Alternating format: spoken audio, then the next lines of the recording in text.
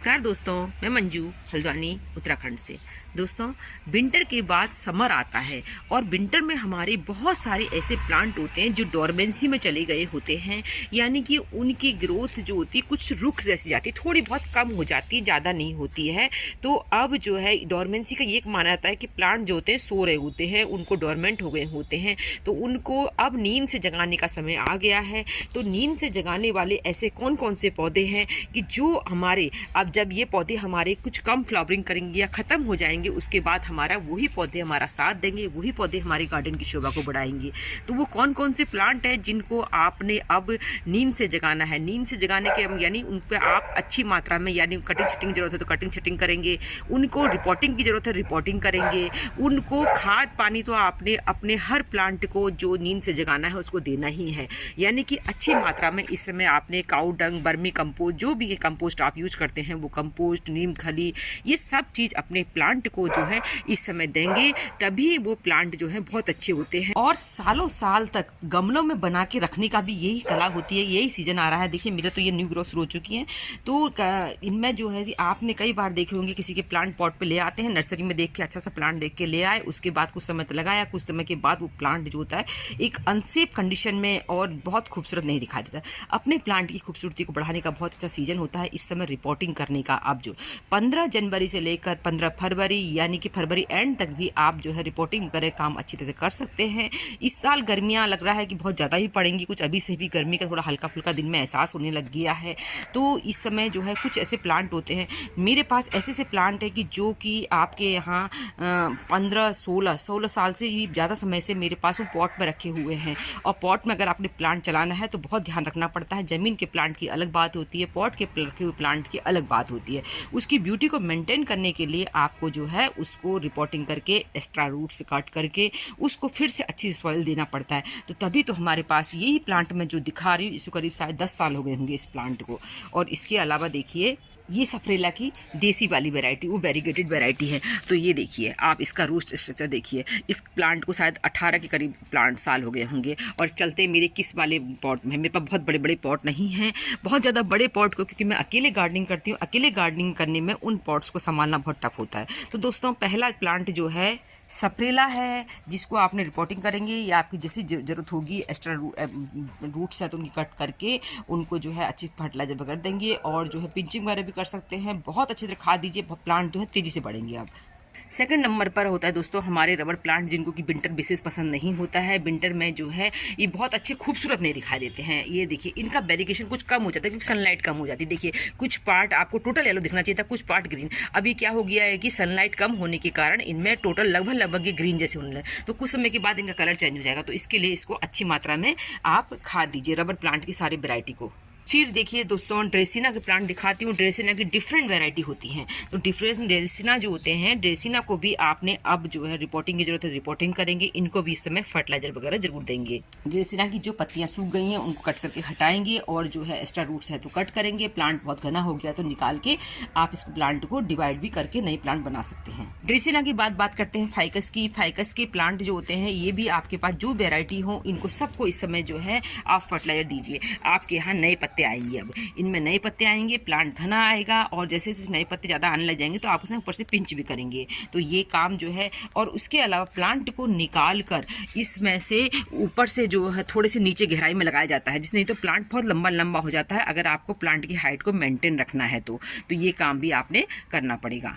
ड्रेसिना में ढेरों वैरायटी होती है, विक्टोरिया ड्रेसिना दिखा रही हूँ आपको मैं। इसके अलावा ये सॉन्ग ऑफ इंडिया है। ये सभी प्लांट जो होते हैं दोस्तों जिस पॉट में लगे होते हैं उसमें एक जाला सा बुन जाता है, तो इसलिए जो है रिपोर्टिंग जरूर कर दीजिए और बहुत अच्छी खाद दे दीजिए। हालांकि एरिका पाम को दोस्तों रूट बाउंड होना पसंद होता है, एरिका पाम भी जो है विंटर को पसंद नहीं करते हैं। तो एरिका पाम के प्लांट को भी जब अब ग्रोथ का सीजन हो रहा है, जिस समय प्लांट को भूख होती है, उसको खाने की जरूरत होती है, उस समय देंगे, ज़्यादा अच्छा फायदा होता है। तो इस समय आप इनको फर्टिलाइज करिए। अब इनको जो है अच्छी मात्रा में, या तो इसके ऊपर की सॉइल निकाल के, आप ऊपर के एरिया की सॉइल निकाल के एक्स्ट्रा रूट्स वगैरह जो होती हैं कट करके इसमें कुछ एरिया में सॉइल अच्छी खाद भर दीजिए, या फिर पूरे प्लांट को निकाल के एक्स्ट्रा काट के दोबारा से इसको रिपोर्ट कर दीजिए। तो ये काफी, ये देख रहे हैं आप, ये बहुत सारे बन जाएंगे। आपके पास ये मैंने परसों जूनिपर का प्लांट है, ये मैंने परसों रिपोर्टिंग कर दी है इसकी। जूनिपर का या थूजा का जो मोरपंखी वगैरह कहते हैं, कोई भी प्लांट है, इन प्लांट्स की इस समय आप रिपोर्टिंग कर सकते हैं पॉट में लगे हुए हैं। नहीं तो आपका पॉट अक्सर मिट्टी का पॉट है तो ये टूट जाएगा। शुरू में मुझे गार्डनिंग करने में आइडिया नहीं आता था तो मेरे बहुत सारे पॉट्स टूटते थे, पर अब जो है मेरे बहुत समय से बिल्कुल पॉट्स नहीं टूटते हैं। कोई हवा से ऐसा लुढ़क गया तो बात अलग है, नहीं तो मेरे सारे पॉट्स जो होते हैं हल्के होते हैं। तो हवा से भी मेरे को बहुत ज़्यादा मेरे नुकसान अब नहीं होने लग गया, मैंने ये महसूस किया है पिछले कुछ समय से। तो इनकी जो है रिपोर्टिंग करिए, रूट का जाल जो है वो काट के फिर से लगाइए।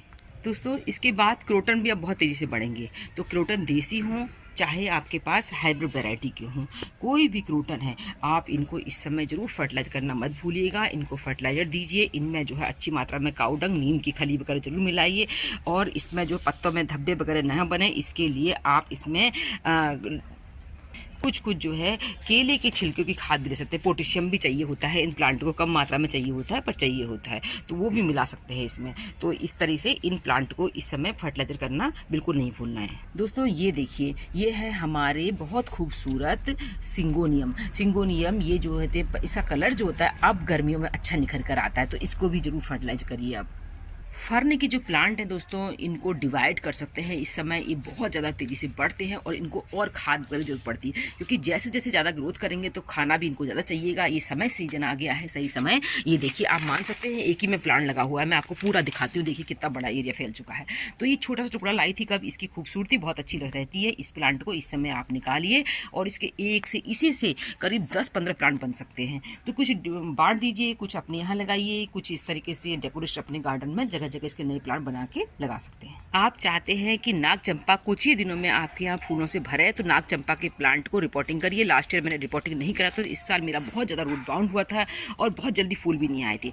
अगर आप चाहते हैं नाग चंपा में बहुत जल्दी फूल आ जाए तो नाग चंपा के प्लांट को रिपोर्टिंग करके एक्स्ट्रा रूट्स इसकी भी कट करिए। कनेर वगैरह के प्लांट हालांकि हर साल रिपोर्टिंग नहीं कर पाती हूँ मैं भी इनकी, तो कनेर वगैरह के जो प्लांट है उनकी आधी से ज़्यादा मिट्टी पॉट की निकाल कर उनमें फिर से खाद दीजिए और इनको भी जो है बहुत अच्छा इस समय खाद देंगे, तेज़ी से फूलों पर आने लग जाएंगे।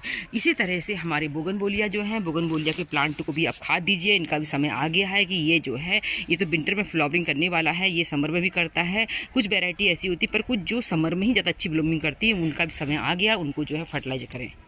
अपने इन महंगे प्लांट की केयर कीजिए। ये पोथोज की वैरायटी हैं जो कि अब फर्टिलाइजर मांगेंगी और कुछ समय के बाद जो है इनका सनलाइट वाला एरिया भी हमने कम करना पड़ेगा।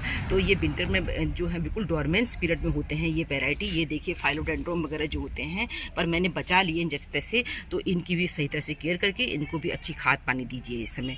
और लिक्विड फर्टिलाइजर अच्छी से काऊ डंग को जो है पानी में घोल के, गोबर कंडे जो होते हैं उनको भी पानी में घोल के उसका पानी भी दे सकते हैं।